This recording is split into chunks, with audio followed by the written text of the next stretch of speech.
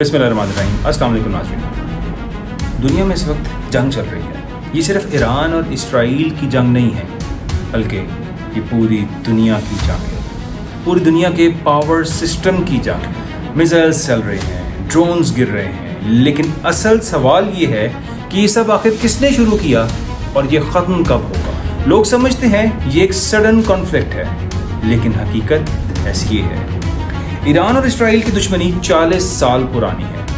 1979 के इनकलाब के बाद ईरान ने खुलकर सामने आके डिक्लेयर कर दिया कि इसराइल हमारा अज़ली अबदी दुश्मन है, और तब से इसराइल और ईरान की आपसी जंग कभी रुकी नहीं, सिर्फ शेप चेंज होती रही। 2026 में सिचुएशन एक्सप्लोड हो गई जब यूएस और इसराइल ने मिलकर ईरान पर मैसिव स्ट्राइक्स की। हंड्रेड्स ऑफ अटैक्स सिर्फ कुछ घंटों में ईरान के ऊपर हज़ारों अटैक्स किए गए। बहुत मामूली सी रीज़न बनाकर ईरान की टॉप लीडरशिप को ख़त्म कर दिया गया, शहीद कर दिया गया पूरी टॉप लीडरशिप को। ये ईरान के लिए एक बहुत स्ट्रॉन्ग मैसेज था, बल्कि ईरान के लिए एक स्ट्रेट मैसेज था कि सिस्टम को गिरा दिया जाएगा। इसके जवाब में ईरान ने क्या किया? एक सीधा जवाब, मिसाइल्स, ड्रोन्स और रीजनल अटैक्स किए। इसराइल की सिटीज टारगेट हुई, लोग शेल्टर्स में चले गए, और इसके बावजूद कि आयरन डोम जैसे स्ट्रॉन्ग डिफेंस सिस्टम्स थे, फिर भी मिसाइल्स टारगेट्स पे हिट हुए। ये मैसेज क्लियर था कि हम चुप नहीं बैठेंगे।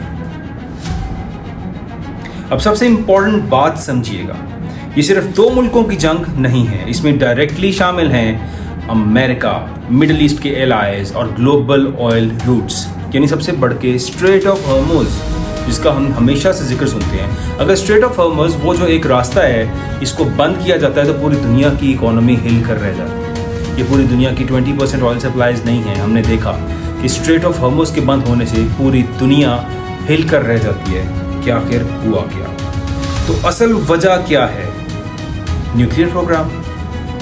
इसराइल और वेस्ट को डर है कि ईरान न्यूक्लियर पावर बन रहा है, और वो किसी भी तरह ईरान को न्यूक्लियर पावर बनते नहीं देखना चाहते। Regional control. ईरान अपने इन्फ्लुएंस मिडिल ईस्ट में बढ़ा रहा है, और इसराइल को ये बात कभी बर्दाश्त नहीं होगी कि ईरान का इन्फ्लुएंस मिडिल ईस्ट जैसे ममालिक में बढ़े, जहाँ पे इन्फ्लुएंस भरपूर तरीके से यूएस और इसराइल का है।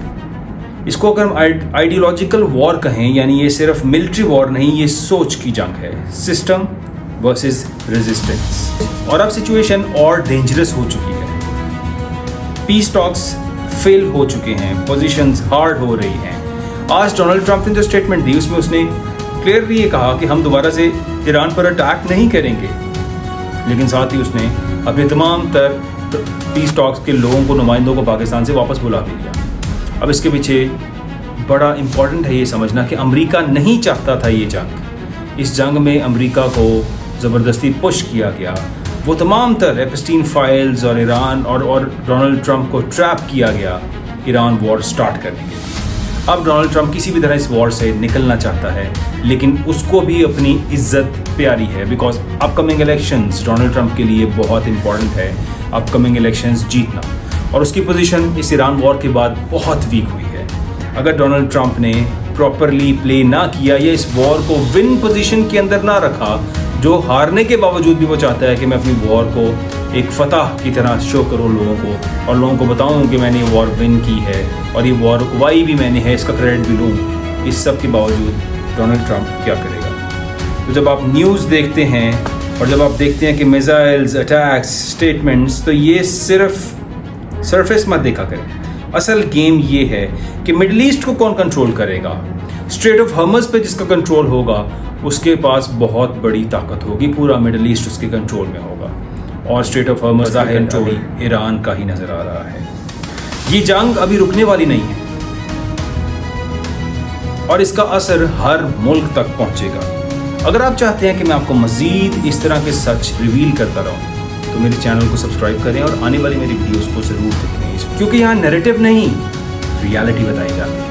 वीडियो पर कमेंट करें, इसको लाइक करें। अपना ख्याल रखिएगा।